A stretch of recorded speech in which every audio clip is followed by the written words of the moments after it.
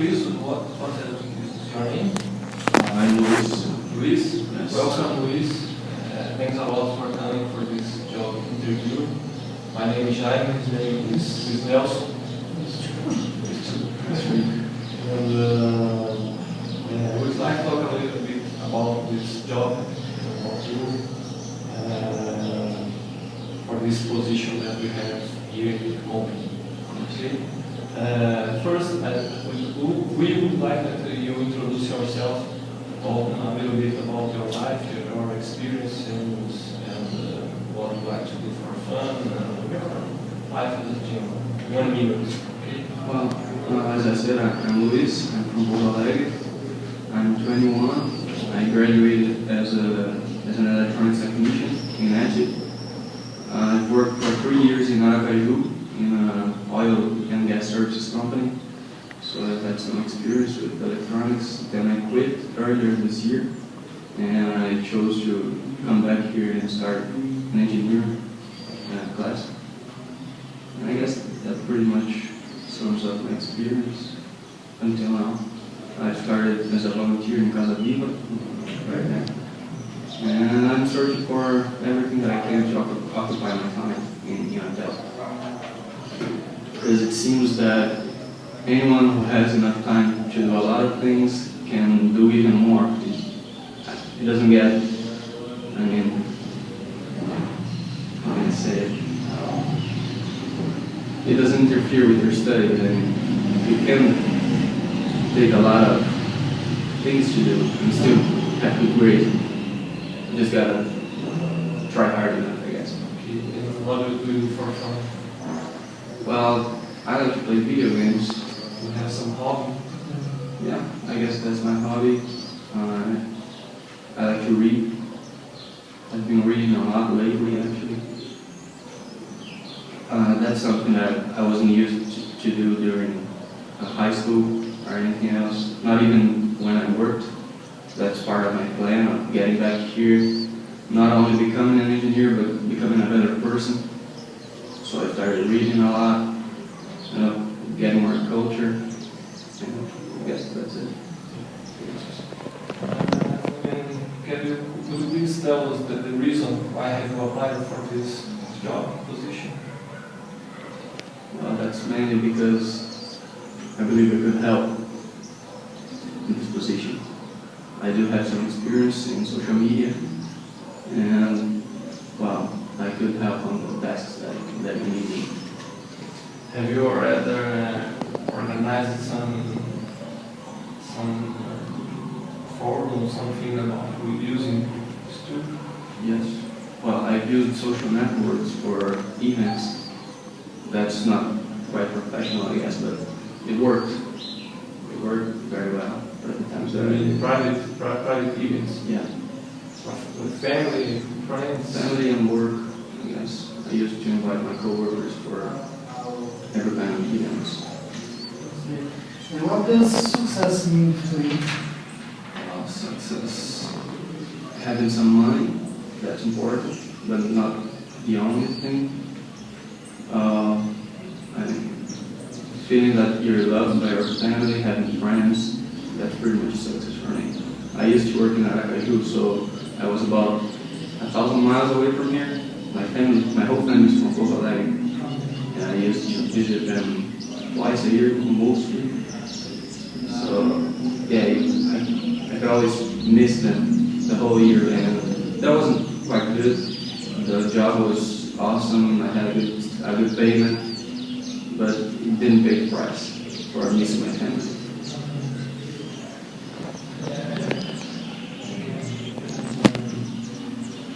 What are your expectations about our company? What do you think that you can do for us and what the company can do for you? Well, I do believe that before talking about money, we were talking about an exchange of knowledge. And I have some knowledge that I could help improve your processes and everything, but you also have lots of knowledge that I need, that I want to acquire. So I guess that's it. Knowledge, first of all. And have you thought where would you like to be from 5 years from now on or 10 years in our life? Well, I do believe that's some kind of paradox because, just as I said, I used to live far from here and I miss my family, but also I do not intend to stay in Brazil as soon as I finish college. So I guess it's a two-way road.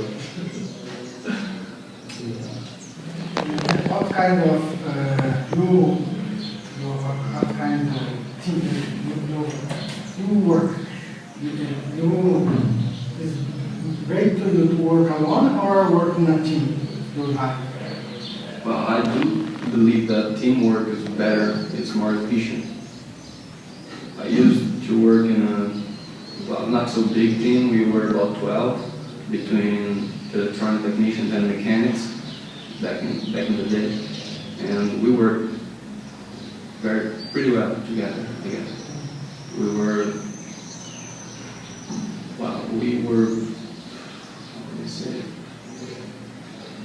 We actually were a team. I mean, we helped each other. It was not because just I was an electronics technician that I would just fix electronic stuff.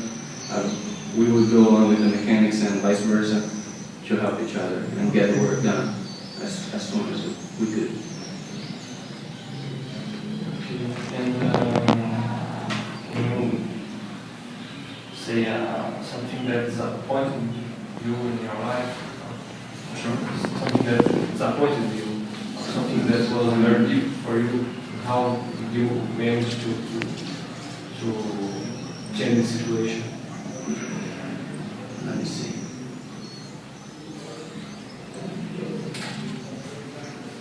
Well, something that actually scarred me during this experience was that one day I was waiting on Rio's airport. I was about to take a flight back to Aracaju after a test. And a friend of mine called me, and the father of one of our friends had died in Pouso Alegre, passed away earlier last year. Yes. And I was in Rio.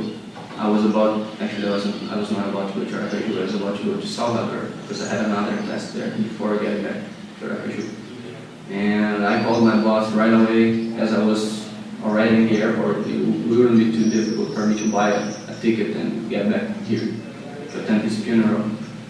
But not actually my boss, my supervisor took the idea and he allowed me, but the general manager didn't allow it because he thought that the test in Salvador could not be done by somebody else, and he kind of forced me to go there.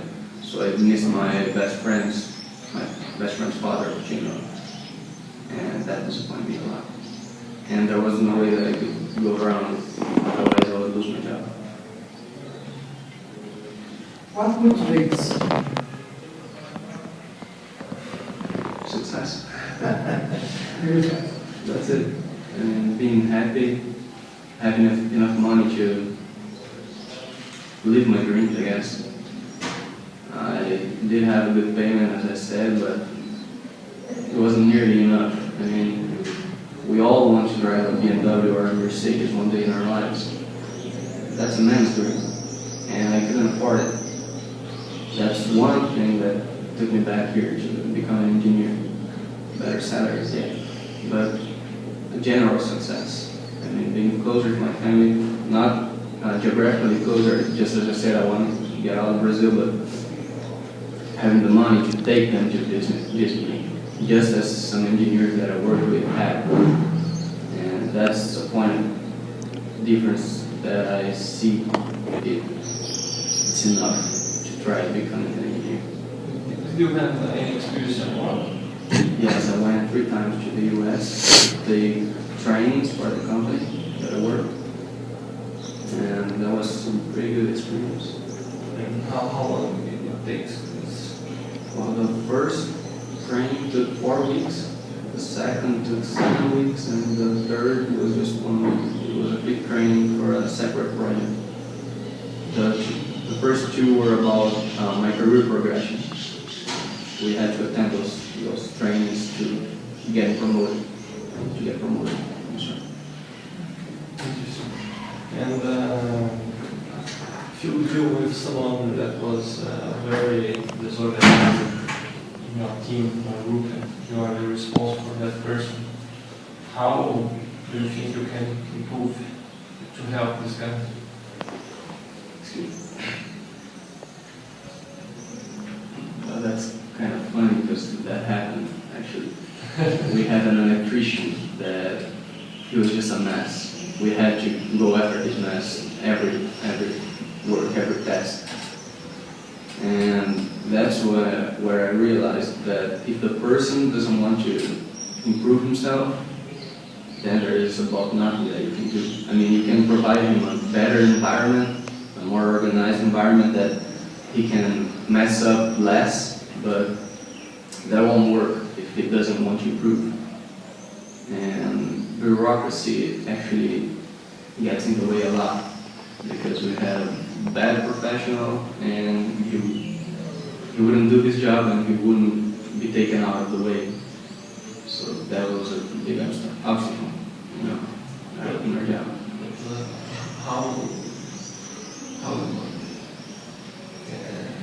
How did you manage this situation?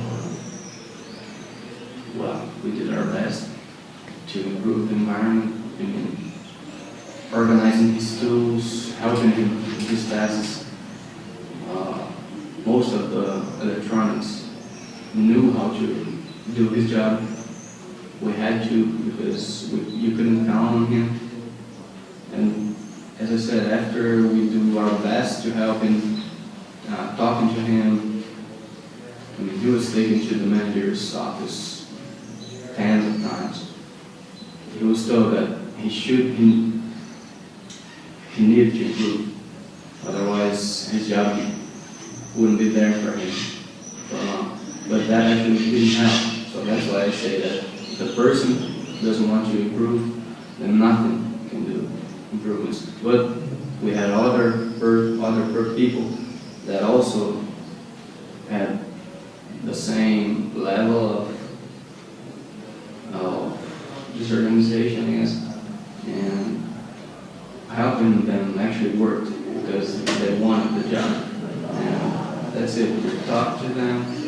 The first thing you got to do is make it be honest to the person, I guess. If you tell them, hey, you're not doing a good job, we need you to improve. I mean, you got to show them where the problem is. He could be a mess, but he might not know it. So it's important to keep it clear between everybody. Okay. And do you consider yourself as a leader? Kind of, I guess. I had some mentees back in the day. Right after I was mentored, actually my mentor was pretty good. He was an expert. And after I got some experience, after my first promotion, I was allowed to guide new trainees. And that was important. I guess I did a good job because they're still there and they're still doing a good work. But it's pretty good. Just as I said, I used to create events for our team so we could get together and know each other better. So we could, what we did outside work would help us inside work. Even just a little party, a little meeting or something, a barbecue. If you keep the people together, if you let them know each other, they'll help each other better when you need them. So I guess in that part I was a leader because I used to do all kinds of things, invite them for everything. I guess I was the only one that always went to the events. Okay, I think that we run out of time. Thanks a lot for coming. It was a pleasure talking with you. And we are going to discuss a little bit, and probably we'll have some feedback to give very soon. First. Okay, thank you. Thanks.